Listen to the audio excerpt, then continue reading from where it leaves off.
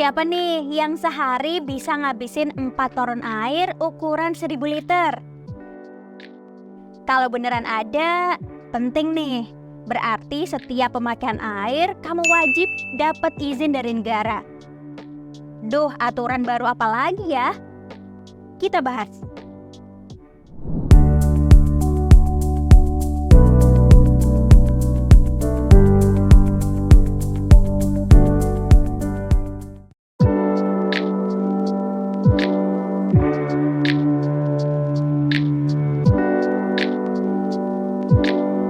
Yap, baru-baru ini pemerintah bikin aturan terkait penggunaan air tanah. Catat ya, air tanah. Sumber yang jadi andalan sebagian besar penduduk Indonesia untuk memenuhi kebutuhan setiap harinya kan. Bahkan 80% kebutuhan air minum dan rumah tangga ternyata masih menggantungkan sumbernya dari air tanah. Jadi sesuai aturan mulai sekarang nih, wajib harus dapat izin dari negara setiap mau menggunakan air. Ibaratnya bahkan kalau kita mau ngebor air pun gak boleh sembarangan lagi. Tapi kenapa sih kok pakai air sumur sendiri tapi harus diatur-atur? Oke, biar lebih paham mungkin kita bisa mulai dengan pertanyaan sederhana. Bukannya air itu gratis ya? Yap, bener banget. Air tanah emang secara gratis bisa diambil sama masyarakat. Tapi kamu setuju nggak? Kalau sesuatu yang berlebihan juga nggak baik. Sama halnya ngambil air dari dalam tanah juga kalau terlalu berlebihan juga nggak baik. Dan efeknya juga bisa berdampak pada lingkungan. Meskipun ya kelihatannya air tanah itu jadi sumber daya yang tidak terbatas. Tapi kita juga harus hati-hati nih dalam setiap penggunaannya. Kalau klaim dari Kementerian ESDM sih, meskipun air tanah itu sumber daya alam yang terbarukan, namun kalau ada gangguan, pemulihannya memerlukan waktu yang lama serta membutuhkan konservasi. Jadi kenapa air tanah harus ada izin? Tentu aja tujuannya biar air tetap berkelanjutan.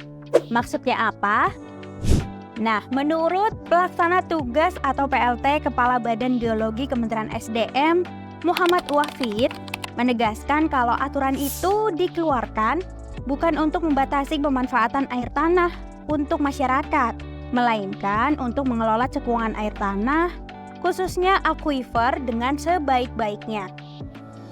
Tujuannya ya, biar ngejaga agar air tanah ini bisa dimanfaatin secara berkelanjutan dan mencegah kerusakan air tanah.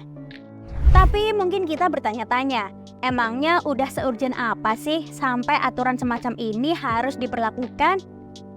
Nah, masih dalam penjelasan yang sama dari Kementerian SDM, aturan ini katanya perlu dilakukan buat ngatasin dampak eksploitasi air tanah yang berlebihan, yang bisa ngakibatin sejumlah masalah.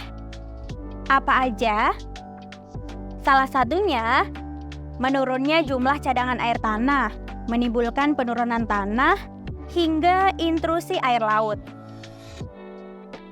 Pak Wafid ini bahkan nyebutin sejumlah wilayah di Indonesia udah ngalamin kerusakan air yang cukup parah, seperti misalnya di kota-kota di wilayah Jawa.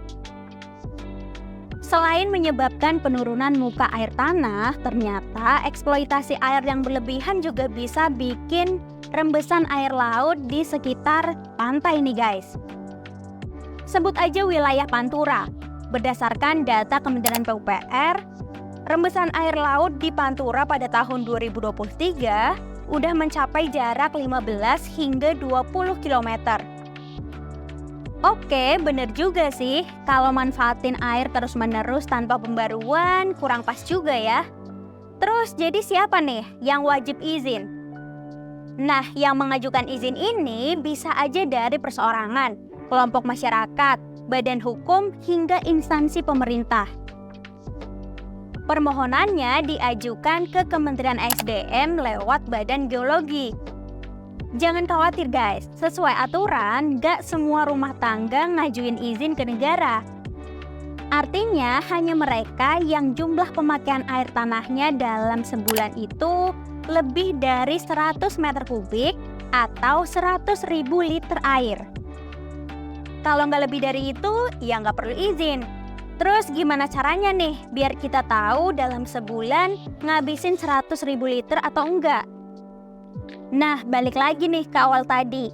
Kalau sehari aja bisa ngabisin air 4 toren ukuran 1.000 liter, kan sebulan aja udah lebih dari 100.000 liter air. Secara rinci, aturan ini berlaku jika air tanah dipergunakan buat kebutuhan sehari-hari serta pertanian di luar sistem irigasi yang udah ada. Aturan ini juga berlaku dalam hal penggunaan air tanah di taman kota, di fasilitas umum, hingga rumah-rumah ibadah. Gak cuma itu, penggunaan air tanah secara berkelompok yang berasal dari pemerintah, swasta, atau perseorangan juga wajib ngantongin izin dari Kementerian SDM. Oke, misalkan kita termasuk nih sebagai pemakai air sebanyak 100.000 liter dalam sebulan, lalu sebagai pemegang izin, kita wajib apa? Sebagai pemegang penggunaan air tanah, kita wajib menggunakan meter air dalam pipa yang digunakan. Lebih jauh, pemegang izin juga harus memberikan akses kepada Pusat Air Tanah dan Geologi Tata Lingkungan dan instansi terkait untuk melakukan pengecekan. Dalam hal ini, Kementerian SDM akan melakukan pengawasan secara berkala. Nah, kalau ditemuin pelanggaran, izin bisa dicabut nih. Menurut kalian gimana nih aturan penggunaan air tanah yang baru ini? Apakah udah sesuai?